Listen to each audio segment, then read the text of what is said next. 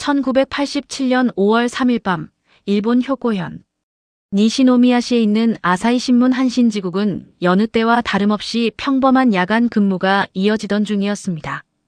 당시 사무실에는 몇몇 기자와 직원들이 335 모여 기사를 검토하거나 다음날 지면을 준비하고 있었죠. 이때 예상치 못한 그림자가 문을 통해 스며들었습니다. 한 남자가 조용히 들어와 모두의 시선이 집중되는 순간 그는 말없이 산탄총을 들어 올렸습니다. 정적을 깨고 곧이어 끔찍한 총성이 사무실을 뒤흔들었습니다. 그 충격적인 현장에서 당시 29살이던 젊은 기자 코지리 토모히로는 치명적인 총상을 입고 쓰러졌습니다. 그는 즉시 병원으로 옮겨져 의료진의 필사적인 노력에도 불구하고 다음날 새벽 끝내 숨을 거두고 말았습니다. 함께 현장에 있던 동료 기자 한 명 역시 중상을 입어 병원에서 치료를 받아야 했습니다. 이 사건은 일본 언론계 전체를 거대한 충격과 비탄에 빠뜨렸습니다. 그러나 이 총격 사건은 단순히 한 기자의 죽음으로 끝나는 비극적인 살인 사건이 아니었습니다. 며칠 뒤 일본 전역의 주요 언론사에는 섬뜩한 내용이 담긴 범행 성명서 한 통이 일제히 도착했습니다. 자신들을 적보대라고 밝힌 이 정체불명의 집단은 성명서에서 아사히 신문 직원들을 처형하겠다는 노골적이고 강력한 협박을 서슴지 않았습니다. 그들은 아사히 신문을 반일 언론으로 규정하며 맹렬히 비난했고 자신들의 잔혹한 범행이 오직 일본을 수호하기 위한 정당한 행동이라고 주장했습니다. 이 순간부터 코지리 토모히로 기자의 피살 사건은 단순한 살인 사건을 넘어 일본 사회 전체를 깊은 공포와 불안에 몰아넣는 전대미문의 연쇄 테러 사건으로 변모하기 시작했습니다.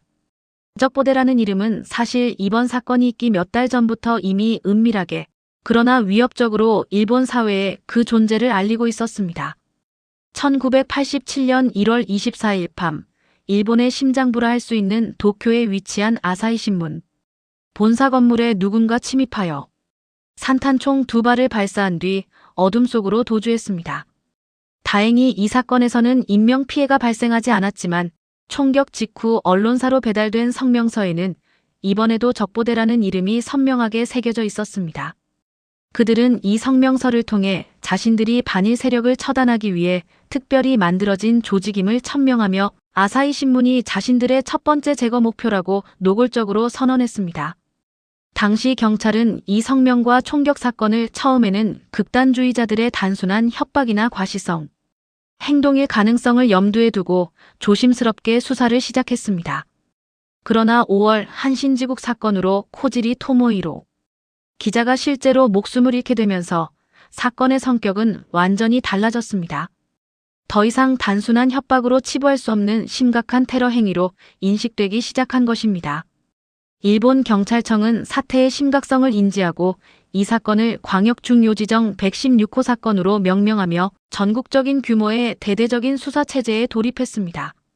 전국의 경찰력이 총동원되어 범인의 흔적을 찾기 시작했으나 적보대의 위협적이고 예측 불가능한 공격은 전혀 멈출 기미를 보이지 않았습니다. 1987년 9월에는 일본 중부의 중요 도시 나고야에 있는 아사히 신문 직원 기숙사에 또다시 총격이 가해지는 사건이 발생했습니다. 건물 외벽에 선명히 남은 총탄 자국은 적보대의 존재감을 다시 한번 각인시켰습니다. 이듬해인 1988년 3월에는 더욱 위험천만한 상황이 연출되었습니다. 시즈오카 지국 주차장에서 사제 시안식 폭탄이 발견된 것입니다. 다행히 폭탄은 폭발 직전에 발견되어 무사히 제거되었지만 자칫 잘못했더라면 또 다른 무고한 희생자가 대규모로 발생할 수도 있었던 아찔한 순간이었습니다. 적보대는 이러한 직접적인 테러를 통해 언론사를 압박하는 것을 넘어 자신들의 위협의 대상을 일본 사회의 가장 높은 곳, 즉 정치권으로까지 확대하기 시작했습니다. 1988년 3월, 당시 일본의 전 총리였던 나카소네 야스히로와 현직 총리인 다케시타 노보루의 자택으로 정체불명의 협박장이 배달되었습니다. 협박장에는 일본의 민감한 역사 문제인 야스쿠니 신사 참배 문제와 역사 교과서, 왜곡 문제를 직접적으로 언급하며 두 거물 정치인을 일본을 배신한 인물로 규정하고 맹렬히 비난하는 내용이 담겨 있었습니다. 더 나아가 자신들의 요구를 따르지 않을 경우 이들 역시 처형 대상이 될 것이라는 살벌한 경고까지 포함되어 있었습니다. 이는 적보대가 자신들의 목표를 단순히 언론사 탄압을 넘어 일본의 국가 정책과 역사관에까지 영향을 미치려 했음을 시사하는 대목입니다. 몇 달 뒤, 이번에는 일본의 유력 경제인이었던 리크루트 그룹의 전 회장 에조의 히로마사의 자택에도 산탄총이 발사되는 사건이 발생했습니다. 적보대는 아사히 신문에 광고를 게재하는 등 재정적으로 협력한 기업들 역시 자신들의 처벌 대상이라고 주장하며 자신들의 영향력을 경제계로까지 확장하려는 의도를 드러냈습니다.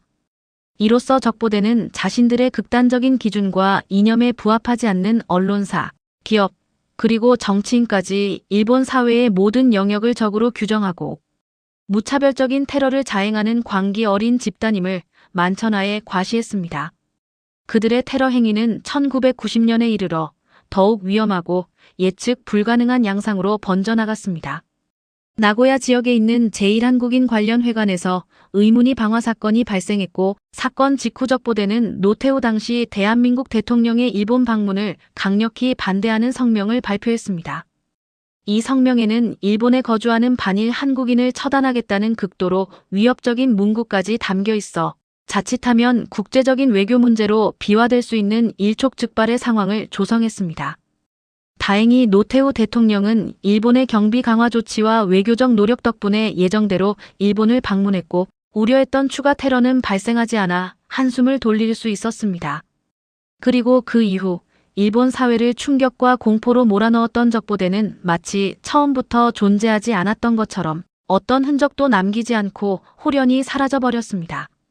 1987년 1월 도쿄 아사히 신문 본사 총격부터 1990년 제1한국인 회관, 방화 및 노태우 대통령 협박에 이르기까지 약 3년에 걸쳐 신문사를 공격하고 기자를 살해하고 폭탄을 설치하고 총리들을 위협했던 이 수수께끼의 존재는 더 이상 그 어떤 모습도 드러내지 않았습니다.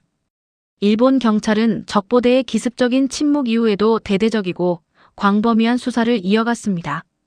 사건 현장의 목격자 진술을 면밀히 분석하고 발견된 범행 성명서의 필적과 문체, 그리고 범행에 사용된 것으로 추정되는 무기들의 종류와 사건 발생 방식 사이의 공통점을 집요하게 추적했습니다.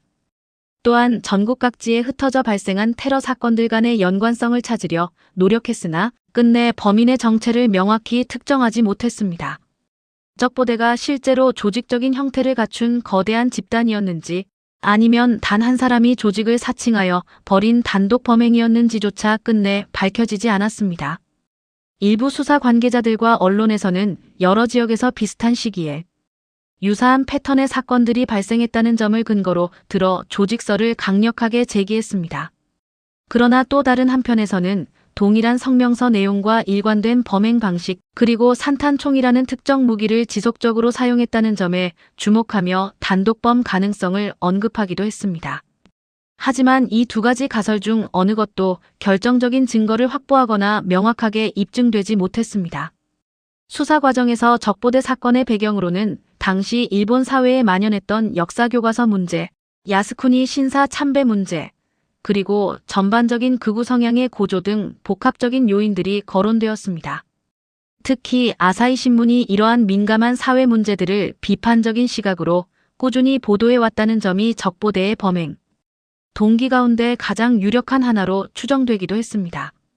하지만 이 역시 확정된 결론이라기보다는 하나의 유력한 추정일 뿐이며 사건의 모든 미스터리를 해소하기에는 역부족이었습니다. 시간은 무정하게 흘러갔고 적보대 사건과 관련된 여러 범죄들은 하나둘씩 공소시효가 만료되기 시작했습니다. 그리고 비극적이게도 코지리 토모이로 기자를 살해했던 잔혹한 범인은 결국 단 한 번도 법정에 서지 않은 채 영원히 미궁 속으로 사라져버렸습니다. 이후에도 적보대 명의로 된 협박성, 우편물과 심지어 실제 총탄이 언론사와 정치권으로 배달되는 사건들이 간헐적으로 발생하기도 했습니다. 그러나 이러한 후속 사건들이 1980년대 일본을 공포에 떨게 했던 오리지널 적보대와 동일한 범인들의 소행인지 아니면 그들의 범행을 모방한 단순한 모방범들의 소행인지는 끝내 확인되지 않았습니다. 그래서 적보대 사건은 일본 현대사의 가장 어둡고 풀리지 않는 미스터리 중 하나이자 대표적인 미제 사건으로 지금도 남아 있습니다. 범행 성명서는 여전히 남아 있어 그들의 존재를 증명하고 있습니다. 살벌한 내용의 협박장들도 기록으로 보존되어 있습니다. 잔혹한 총격 사건과 폭탄 설치 시도 또한 실제로 존재했던 명백한 사실입니다. 그리고 가장 가슴 아픈 현실은 무고하게 희생된 기자와 부상당한 동료들이 분명히 있었다는 점입니다. 하지만 가장 중요하고 본질적인 단 하나의 질문은 30년이 넘는 세월이 흐른 지금도 여전히 미궁 속에 갇혀 있습니다. 코지리 토모히로 기자를 살해한 사람은 대체 누구였을까요? 감히 일본의 총리들을 협박했던 그 존재는 누구였을까요? 그리고 적보대는 정말로 조직적인 형태를 갖춘 거대한 집단이었을까요? 아니면 일본 사회 전체를 완벽하게 속여넘긴 단 한 명의 치밀한 범인이었던 것일까요? 30년이 넘는 긴 세월이 흐른 지금도 이 모든 질문에 대한 명확하고 속 시원한 답은 여전히 일본이라는 현대 사회의 깊은 어둠 속에 남아 있습니다.